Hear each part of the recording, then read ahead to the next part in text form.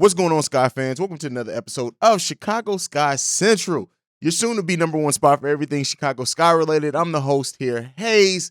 Well, the host for now.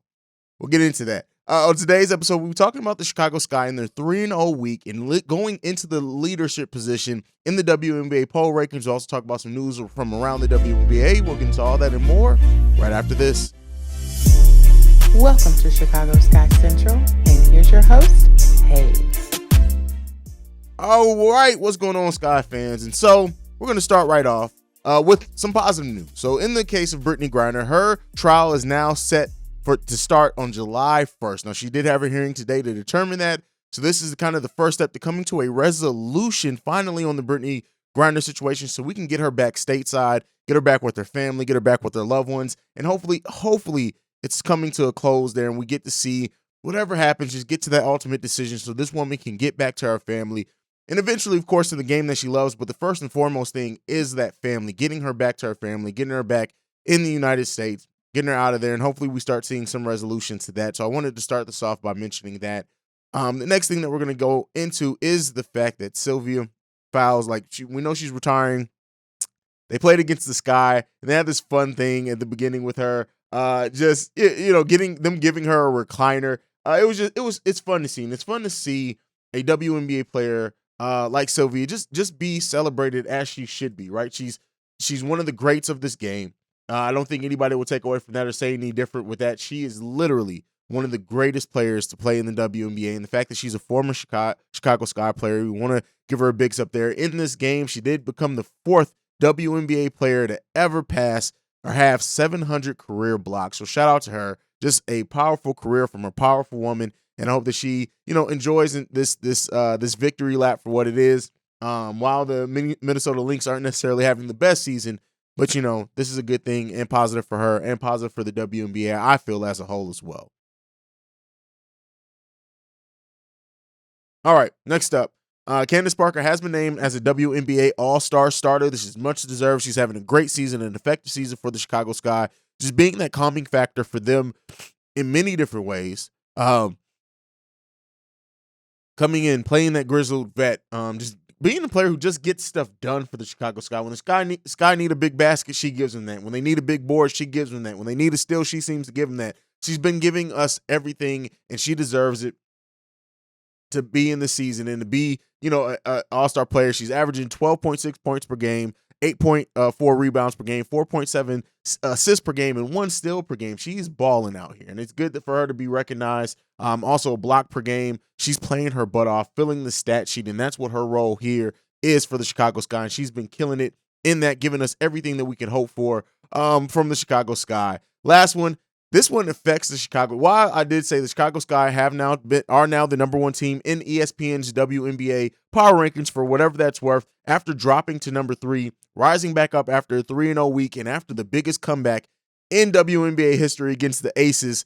But things have changed. We may be seeing a dynamic change in the WNBA with Tina Charles, who did get a contract divorce with the Phoenix Mercury, is now expected to sign with the Seattle Storm. She's averaging 17.3 points per game on 53% true shooting, 7.3 rebounds, and getting 25.9% of that team's possessions. She joins the Seattle Storm that have been having a solid season as well, to go from one super team to another. And the Seattle Storm's record right now, 11-7. They're 5th in the power rankings, but adding Tina Charles is going to be a huge shot in the arm for them to come basically at midseason. Now, how they come and combat this, how this changes the dynamic, what type of chemistry can they build with that type of change at this point in the season as they go forward. It's going to be interesting. Things aren't going to get easier for the Chicago Sky at all, so do not expect that. It's not going to get easier, but with all that being said, that's enough news from the WNBA. Let's go ahead and talk about our Chicago Sky. We already had an episode. We talked about the Chicago Sky, the biggest comeback in WNBA history, erasing a 28-point deficit to beating the Las Vegas Aces. And in what's going to be, we're going to get a rematch soon of that in the Commissioner's Cup coming up at the end of this month. But Sky had 2 more games this week. First one against the Los Angeles Sparks, in which they dominated that game from start to finish, basically. This game was never in question. They scored 54 points in the first half, come back only 28 points over the course of the second half. But, the Sparks did win quarters 3 and quarters 4, but it is what it is. Winning this game 82-59. Now, Kalia Cooper has not been having the best little stretches of games here. She actually missed our game yesterday. We'll talk a little bit about that. In this game, only 8 points from her in 22 minutes. But Vandersloot leading us in scoring again. And in this game and in the game yesterday, which we'll talk about against the Lynx, Vandersloot's been leading us in scoring the last 3 games. And Vandersloot kicking in 15 points, 1 assist, 3 rebounds. In this game, had a plus minus of plus 19. Candace Parker as well having the highest plus minus on the team with a plus minus of plus 22. That just shows you the impact she's having out there on the court, only scoring 10 points, but having 14 rebounds, 10 assists, 2 blocks, and 1 steal against the Los Angeles Sparks. They did their thing in this game.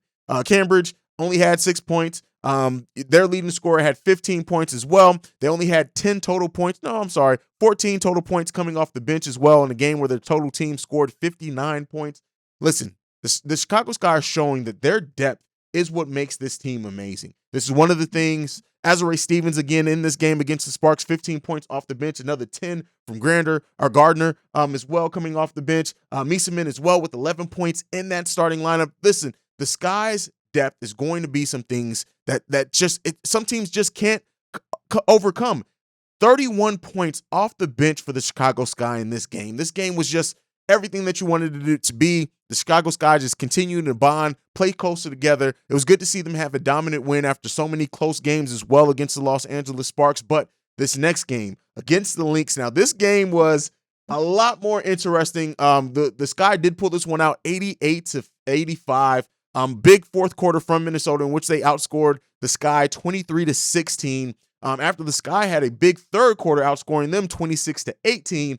The first half was a very close first half. The Sky did lead coming out of that first half, but this was a game. This was just another one of those fun WNBA games. The Lynx having 5 players scoring in double digits, with 2 more very close to a basket away from being in double digits as well. While the Chicago Sky had 6 players in double digits in this game, missing Copper in this game. We mixed Ka in this game very much so, but listen, everybody stepped up. Azurá only 5 points off the bench this time. Alaman had 11 points off the bench for the Chicago Sky, but every Chicago Sky starter had double-digit points. Candace Parker with 13 points, 8 rebounds, 2 assists, 2 steals, again, stuffing that stat sheet. Vandersloot leading us in scoring again, 7 for 13 shooting with 18 points in this one. Gardner as well with 12 points coming in, starting for Kai out of that one. Quigley with 11 points. Miesemann with another 15 points. This was a total team win from the Chicago Sky. Chicago Sky only going 8 players deep in this game, missing Cooper, who was out with a back injury in this one, which may explain some of her play in this game. But overall, the Sky able to pull this game out again, doing what needed to be done, doing enough to win the game, even though it got pretty close there at certain points in times. The Sky did not shoot the three-pointer terribly in this game, 44% overall from 3, but only 8 for 18 to make that up. Definitely could have shot the ball better from 3. Which it would have been nice to see as well. We only shot the ball 16% in that Sparks game. So, it is what it is there. I'm sorry, we shot the ball 30% in that Sparks game. So, improvement there. The Sky overall, 50% from the field overall in this game. So shooting the ball overall effectively. Like I said, the three-pointer, not terrible. One more make would have made that 50% overall shooting from the three-point range. Getting out rebounded in the game against the Lynx by 5, and that makes sense when you have a player like we're playing with, and just everything in this game.